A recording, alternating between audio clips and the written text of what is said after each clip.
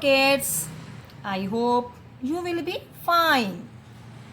तो चलिए आज हम छठी कक्षा का part number 2 lesson number 2 read करते हैं। आपको पता है सेकंड लेसन क्या है? सबसे बड़ा धन। तो इसमें धन की अहमियत है वो बताई गई है। ये किसी भी कवि की रचना नहीं है, यानी किसी लेसन को किसी भी कवि या कवित्री ने नहीं लिखा। कहते ये पार्ट जो लेसन है ना, ये हमारी जो हिस्ट्री या इतिहास है उसके किसी पास जो बीता हुआ हमारा उसके पन्ने से लिया गया है। जैसे किसी पुराने समय में जैसे राजा होते थे, महाराज, मुनि होते थे, उनके जो आश्रम होते थे ना, वो तब की बात है।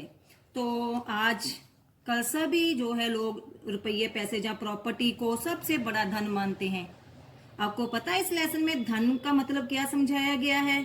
सबसे बड़ा धन, धन मतलब होता है स्वस्थ शरीर। अगर आपके पास स्वस्थ शरीर है तो आप दुनिया के सबसे अमीर आदमी हो। यही इस लेसन में भी आपको समझाया गया है, तो इसकी अहमियत को आप लोग समझो। लेसन जो है जो पाठ है उसको ध्यान से सुनना और बाद में इसे स्वयं भी पढ़ना, ताकि आप जो अभ्यास में पीछे जो है अभ्यास है ना उसमें प्रश्न उत्तर दिए गए हैं, प्रश्न दिए गए हैं, तो उसका जो आंसर्स है आप लोगों को आसानी से आप लोग दे सके। तो आप लोग अपने हाथ में पेंसिल लीजिए, इसके जो टफ वर्ड्स है उसको अंडरलाइन कीजिए, उसके मीनिंग लिखिए, ताकि आपको जैसे स्टोरी है वो अच्छी तरह से समझ आ जाए। चलो आज हम जो लेसन नंबर 2 है वो रीड करते हैं।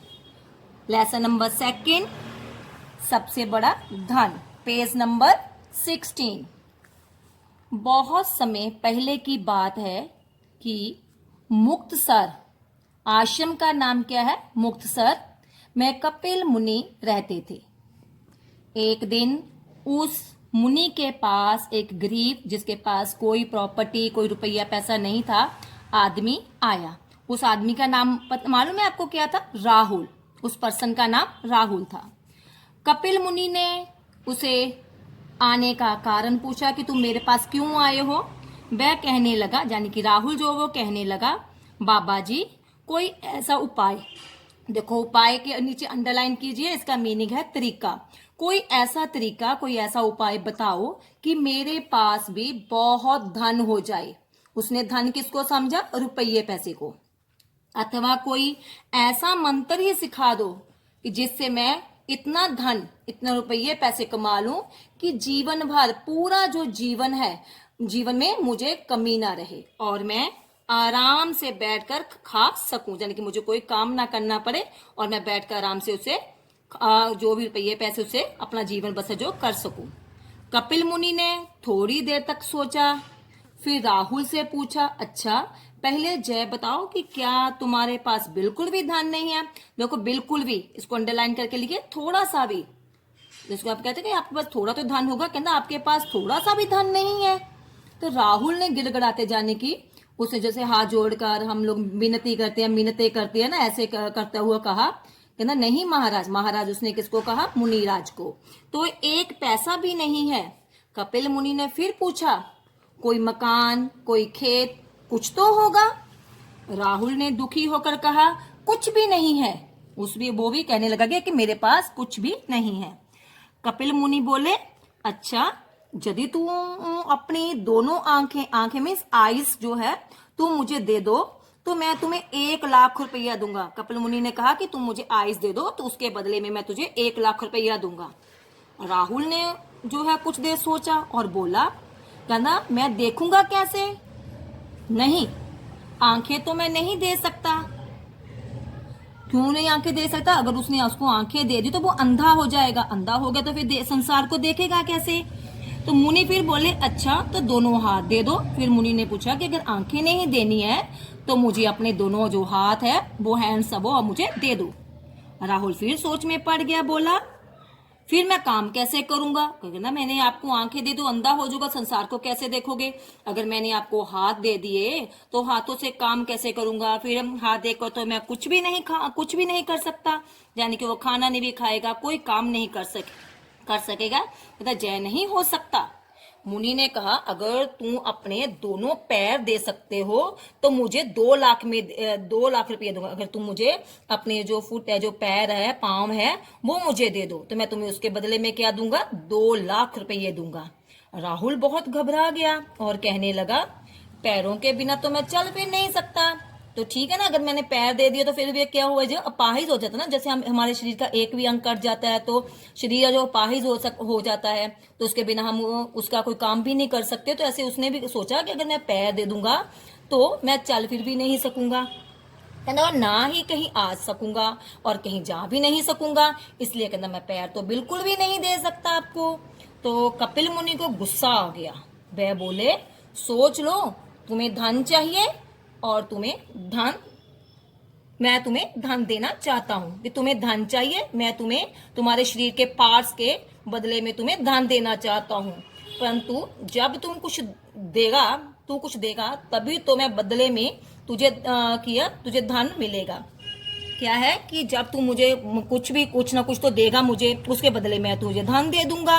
यदि तू अपना मुख मुझे दे दो, मुख मीन्स होता है मुंह, जैसे हम बोलते हैं कुछ खाते हैं ना तो हमारा जो मुंह होता है, जब मुझे दे दो तो मैं तुम्हें 10 लाख रुपये दूंगा। अब मुनिवर को भी गुस्सा आ गया। उसने कहा जे मुझे दे तो कुछ नहीं रहा, बदले में मेरे से धन मांग रहा है। तो उसने कहा चलो ठीक है, तुम मुझे आंखें नहीं देते, पैर नहीं देते, हाथ नहीं देते तो ठीक है, तुम मुझे अपना मुख जो मुंह है ना वो दे दो, तो उसके बदले में मैं तुम्हें 10 लाख रुपया दूंगा। राहुल कपिल मुनि की बात सुनकर हैरान रह गया। हैरान मीन्स आश्चर्यचकित जो है वो रह गया। वह बोला हे मुनिराज, मुनिराज में होता है कि सारे मुनियों में जो श्रेष्ठ होता है, उत्तम होता है मुनि।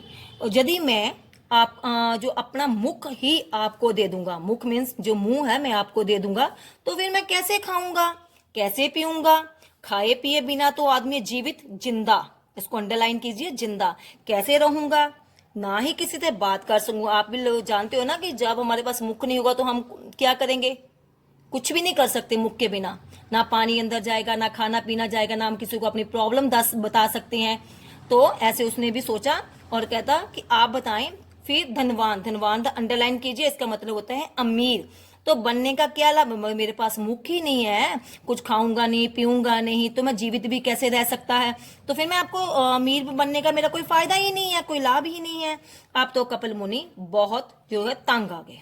वह बोले तुम देना तो कुछ भी नहीं चाहते, कि तुम मुझे कुछ भी नहीं देना चाहते और बिना कुछ दिए ही धन प्राप्त को कोई है अंडरलाइन किए, मतलब कि तुम हासिल करना चाहते हो। क्या कभी ऐसा हो सकता है? मैं तुमसे लेना चाहता हूं, उसमें से तुम कुछ भी नहीं दे सकते। अच्छा तुम ही बताओ कि तुम क्या दे सकते हो? राहुल ने सोचा, पर उसकी समझ में तो कुछ भी नहीं आया कि अपने शरीर का कौन सा अंग मैंने होता है हिस्सा, शरीर का कोई भी पार्ट देकर लाखों रुपए प्राप्त कर ले।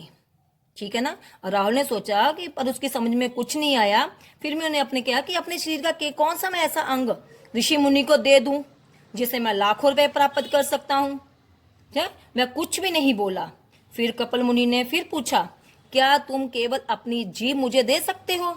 जीभ जो हमारी मुंह के अंदर होती है, जीभ जैसे हम जो हमारी साउंड्स निकलती है, जैसे मैं बोल रही हूँ आप सुन रहे हैं, तो जीभ मुझे दे सकते हो? और राहुल ने कहा नहीं मुनिराज, कभी नहीं। कपिल मुनि फिर मुस्कुरा पड़े। जी उनका समझाने का उनको ढंग था राहुल को, और बोले अरे मूर्ख, अरे पागल, तू तो कहता है कि मेरे पास एक पैसा भी नहीं है। भगवान ने तुम्हें एक एक अंग, जो शरीर का एक एक हिस्सा है, वो लाखों रुपए का दे रखा है।